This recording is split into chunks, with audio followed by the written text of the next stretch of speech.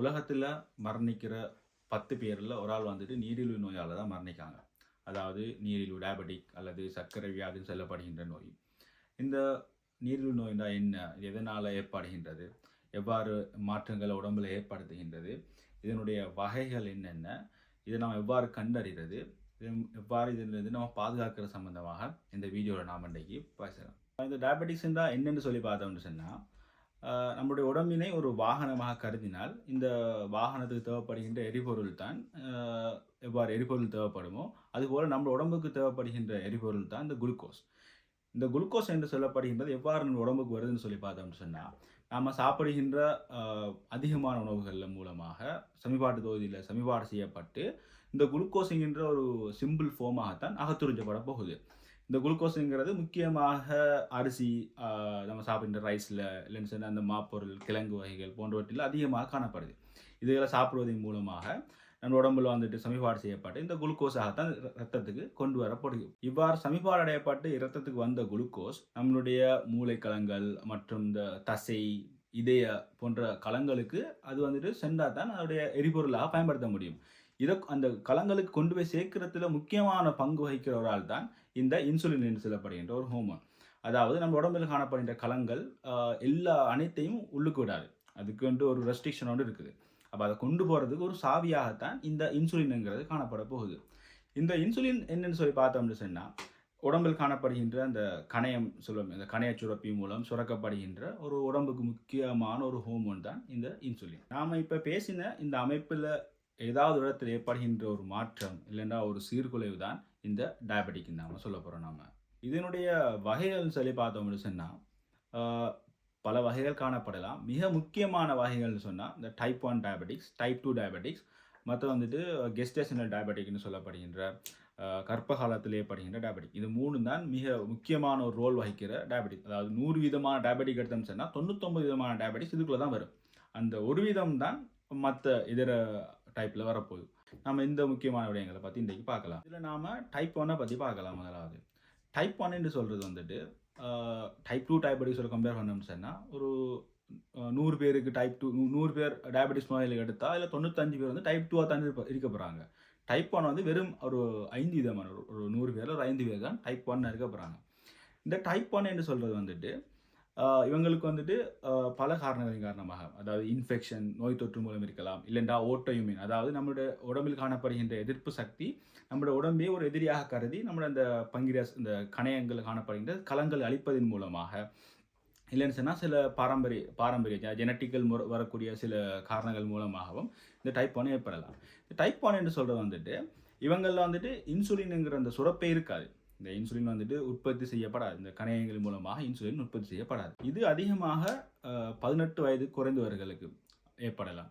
சிறுபிள்ளைகளுக்கு கூட ஏற்படுவதற்கான வாய்ப்புகள் கூட அதிகமாக இருக்குது. ஆனால் 18 தொடக்கம் 40 வயதுக்குள்ள எப்பவும் ஏற்படுறதுக்கான வாய்ப்புகளும் இருக்குது. அதிகமாக 18 வயது குறைந்தவர்களை தான் இது தாக்கப் போகுது. இதனுடைய அறிகுறிகள் சொல்லி பார்த்தோம்னு சொன்னா, மிக முக்கியமான அறிகுறி வந்துட்டு இவங்களுக்கு வந்துட்டு ஃப்ரீக்வென்சி ஆஃப் யூரினேஷன் இருக்கும். அதாவது அதிகமாக சிறுநீர் கழிக்கணும் என்கின்ற ஒரு எண்ணம் ஒன்று இருக்கும். சிறு பிள்ளைகள் எடுத்தோம்னு சொன்னா, அந்த பெட் வெட்டிங்னு சொல்லுவாங்க இல்லையா? அதாவது அந்த தூக்கத்தில சிறுநீர் போற பிரச்சனைகள் இருக்கும்.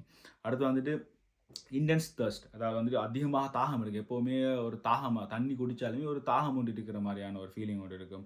மத்த வந்துட்டு மிகவும் டயர்டா இருப்பாங்க. எக்ஸ்ட்ரீமான ஒரு ஃபெட்டிக்.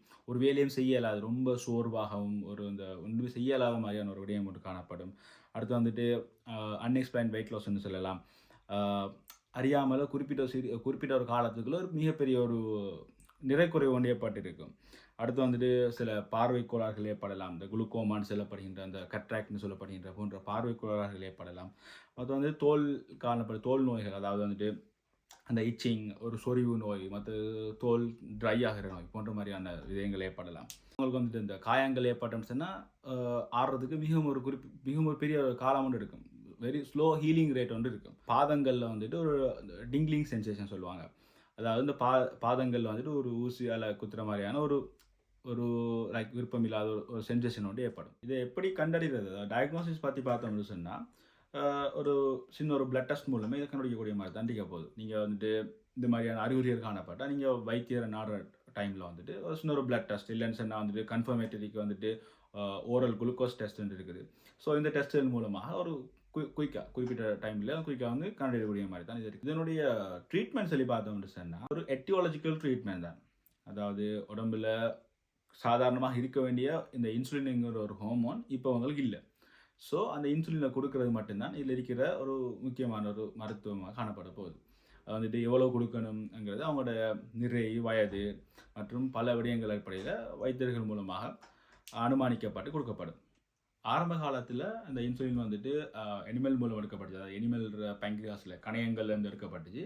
ஆனால் இப்போ வந்துட்டு இன்சுலின் வந்துட்டு பாக்டீரியாக்கள் ஈஸ்டில் வந்துட்டு இந்த ஜெனட்டிக் டிஎன்ஏ மாற்றத்தின் மூலமாக, டிஎன்ஏ டெக்னாலஜி மூலமாக பயோசிந்தட்டிக் ஹியூமன் இன்சுலின் அனலாக் என்று சொல்லப்படுகின்ற ஒரு மாடர்ன் இன்சுலின் எடுக்கப்படுது.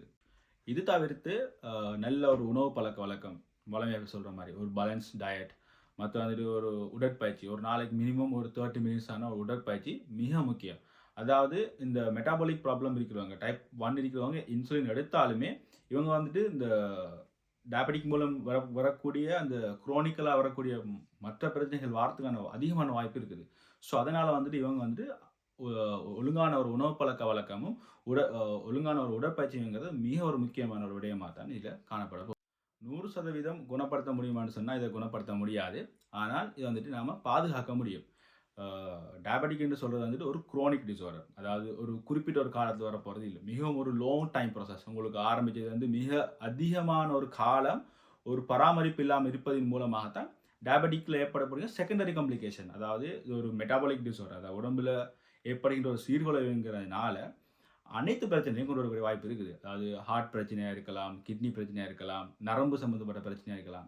சகல பிரச்சனைக்கும் ஒரு மூல ஒரு காரணியாக இந்த டயபெட்டிக் அமையறதுக்கான வாய்ப்பு அதிகமாகவே இருக்குது. நாம் அடுத்தடுத்த வீடியோக்களில் வந்துட்டு டைப் 2 டயபெட்டிக்ஸ் மற்றும் கெஸ்டேஷனல் டயபெட்டிக், மற்ற அந்த டயபெட்டிக்கில் லாங் டைமில் வரக்கூடிய காம்ப்ளிகேஷன் சம்பந்தமாக இன்னும் விரிவாக நம்ம பார்க்கலாம். இது சம்பந்தமான உங்களுக்கு மேலதிகமான விடயங்கள் தெரியணும்னு சொன்னால் எங்களுடைய இந்த சேனலில் லைக் பண்ணுங்கள், ஷேர் பண்ணுங்கள், சப்ஸ்கிரைப் பண்ணுங்கள். மற்றும் உங்களுக்கு ஏதாவது தகவல் தேவைன்னு சொன்னால், இல்லைன்னா வேறு எதுவும் கேள்விகள் இருக்கும்னு சொன்னால் எங்களுக்கு கீழே ஒரு கமெண்ட் தாங்க. நாங்கள் உங்களுக்கு ஆன்சர் பண்ணுறதுக்கு எப்போவும் தயாராக இருக்கோம். பாய்.